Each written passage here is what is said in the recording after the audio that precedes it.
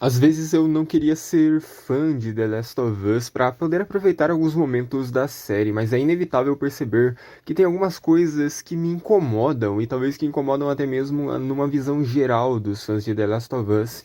Olhar para um episódio da série e perceber que às vezes parece que tá tudo sendo uma enrolação.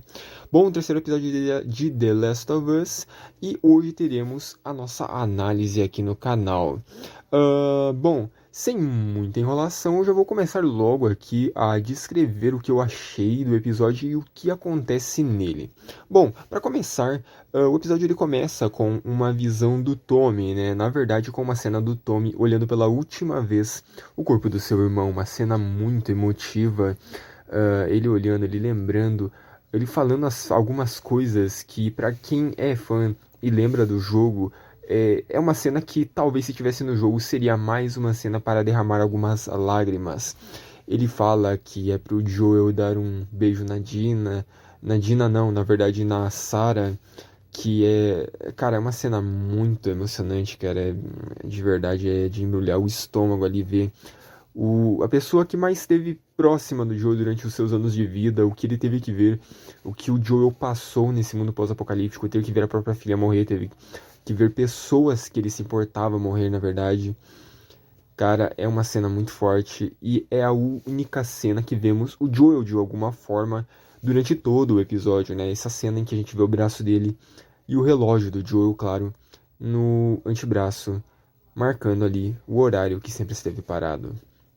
A Ellie, ela acordando toda machucada e desesperada, é uma cena muito forte, com certeza abalada, muito abalada ainda. E é bem em contraste também com a cena que aparece no jogo, que na verdade é uma cena que no jogo ela parece ser muito mais brusca, né? Parece que foi no dia seguinte já, e a Ellie ela parece muito mais abalada, inclusive logo depois dos acontecimentos que fazem o Joel ir a óbito. A gente vê ela totalmente abalada, a gente comanda ela, né? A gente vê toda a visão dela, o que ela tá passando.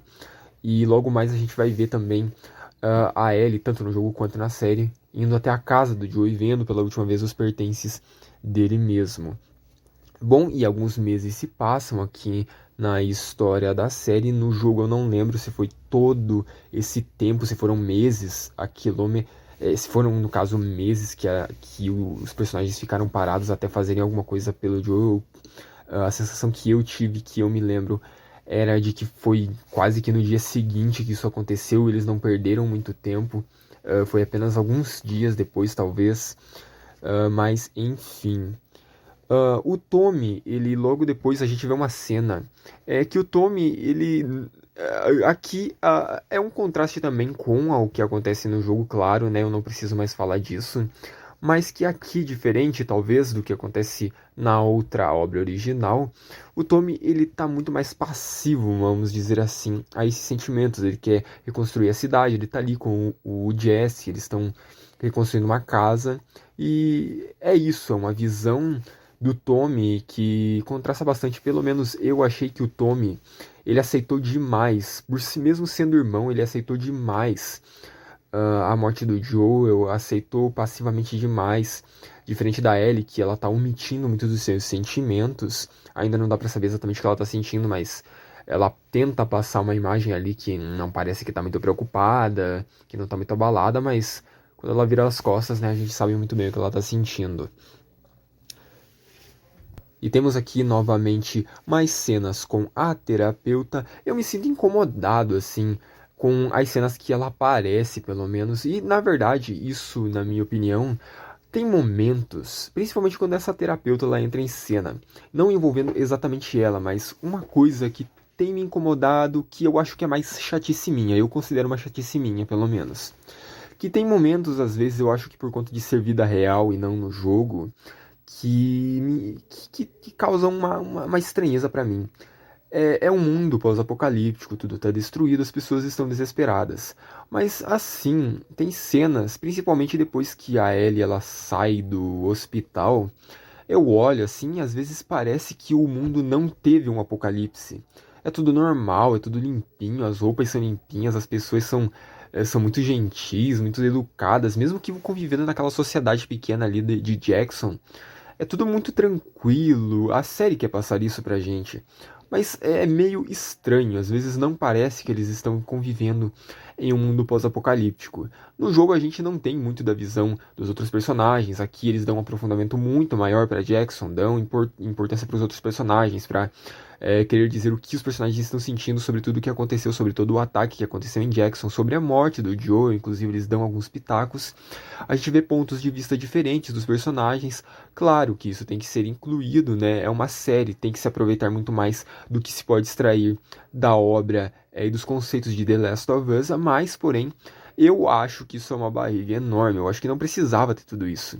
Na história do jogo é tudo muito bem dosado, né? Você não se espalha além das visões dos personagens principais, né? E eu não falo só envolvendo Joel e Ellie, eu falo envolvendo também possivelmente a Abby, que vai ter mais aprofundamento daqui pra frente durante a série, claro, se tudo se seguir exatamente como acontece no jogo, né? Tem se seguido.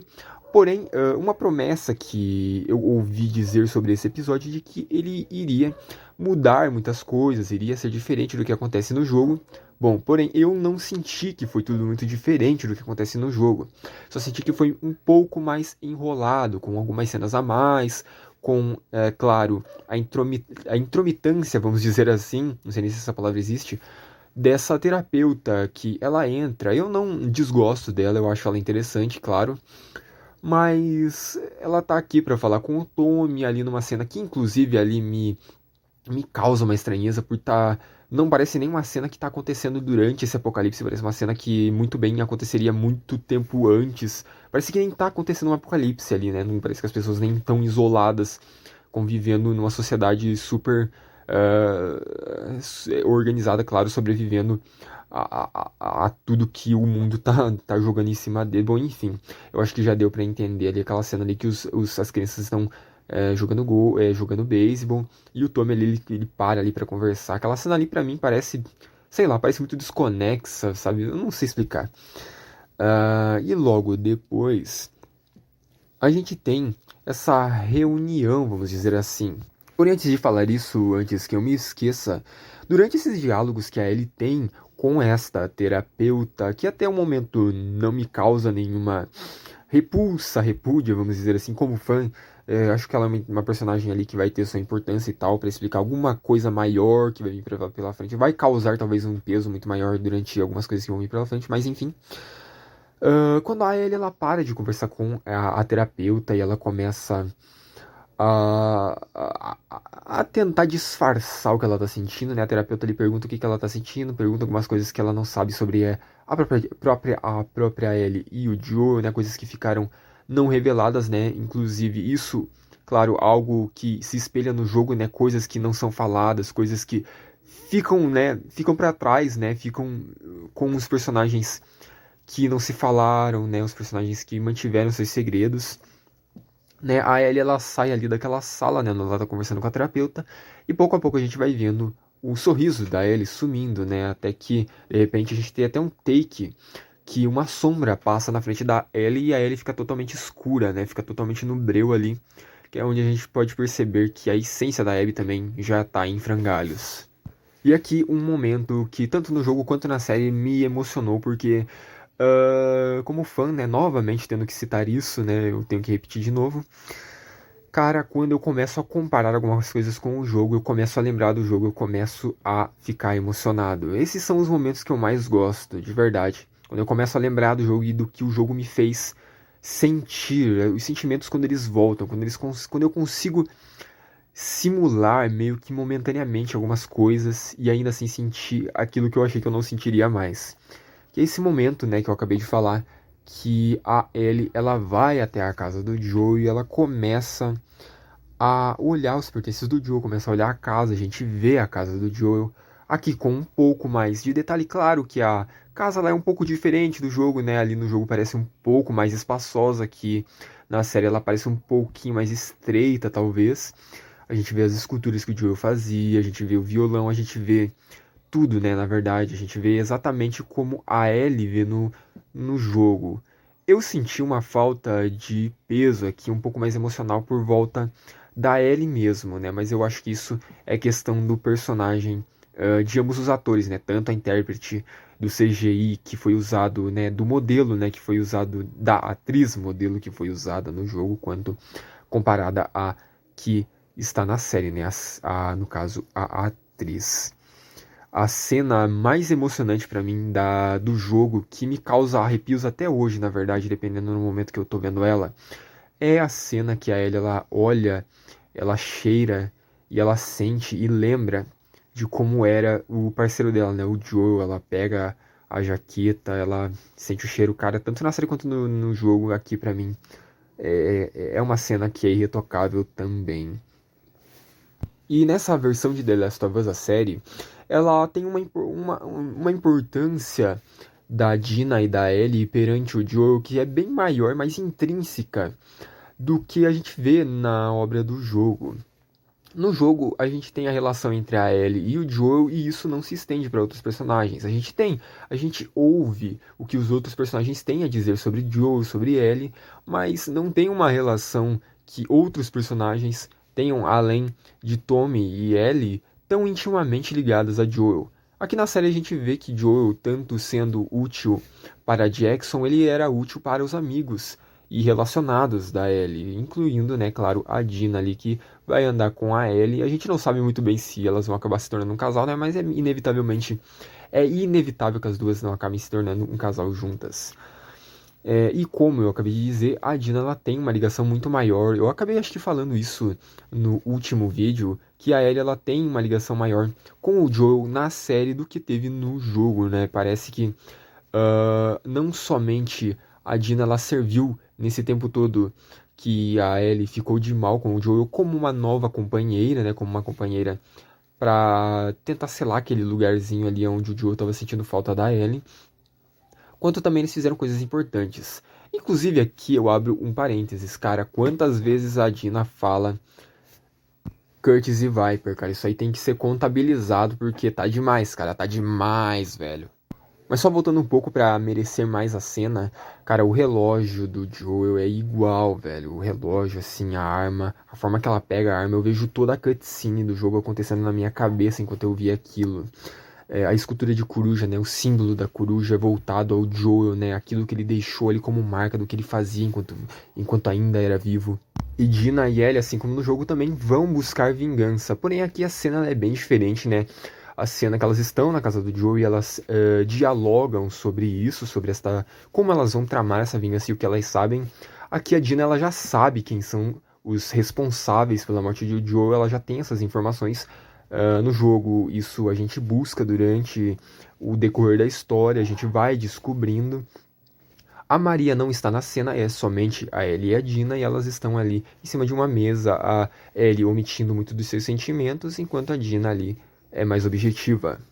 Os cicatrizes aqui finalmente são revelados e mostrados a nós, brevemente, né, um grupo que está fugindo da WLF, né, dos lobos como referenciado, e nos mostram alguns personagens que eu achei que a garotinha era uma personagem que estaria ao lado de Lev, a personagem qual eu não lembro o nome agora, mas eu pensei que seria a personagem que no caso era a irmã do Lev. Me passou brevemente pela cabeça, eu não sei porquê. Eu acho que pelos coques na cabeça. E é uma cena bem bonitinha ali, muito fofinha, mas que logo vira uma carniça, né? Vira um massacre ali, porque os lobos capturam aqueles cicatrizes que estavam em um grupo. E é muito legal ver a ação de cicatrizes, né? Que é cara, é bizarro, né? A forma que eles que se comunicam, né? Os assovios, cara, é extremamente igual ao jogo, cara, não tenho o que dizer. E, né, Temos aqui uma cena que muda completamente, né, do contexto que a gente tem lá na obra original do jogo, que é a importância que o Seth aqui tem como um personagem que tem uma guinada, né, uma virada, na verdade. Ele, como um homofóbico no jogo, né, é somente um personagem relevante. Aqui na série, ele é bem diferente, né? Ele tem essa parada dele ter falado pra Ellie que ela era uma sapatona, ter toda aquela confusão com o Joe dentro da festa. Mas aqui, quando a Ellie e a Dina elas têm que se preparar para ir buscar a sua vingança, quem está lá para ajudar as duas? Ele mesmo, o Seth, né? Ele até dá uma arma melhor ali pra Dina, né? Eu gostei mais dessa versão, claro, do que do jogo. E depois que elas saem, elas vão até, pela última vez, né? Até o cemitério, onde todos os mortos na guerra que houve em Jackson e na encruzilhada, na verdade, na encurralada que houve com Joel, a gente vê o túmulo, né? A gente vê o cemitério onde todas aquelas pessoas e o Joel foram enterrados. É uma das cenas mais lindas, se não a cena mais linda até esse certo momento da série The Last of Us segunda temporada. A cena da Ellie colocando os grãos de café no túmulo do Joel, a lápide do Joel, tudo muito lindo, muito bonito, a cena magnífica, sem pôr nem tirar, uma das melhores cenas que eu tenho vontade de colar como wallpaper no meu celular, no meu computador, em todos os lugares, cara. Muito emocionante. Eu ali, uma lágrima quis escorrer. Dina e Ellie encontram esse grupo de cicatrizes que foi massacrado e Dina, né, ali tem um breve enjoo, que para quem jogou o jogo sabe muito bem por que desse enjoo e por que da Ellie não estar enjoada, né? E para finalizar o vídeo, eu não posso deixar de falar do exército da WLF que aparece, né, em peso muito imponente e da cena magnífica que é a Dina e a Ellie chegando em Seattle, cara. Aquela cena ali é linda demais, cara. Que cena magnífica. Parece até as artes conceituais que eram usadas para a base de como seria, né, aquela parte em que a gente investiga toda Seattle, a gente vai buscando recursos, né, vai passando por alguns desafios junto com a Dina.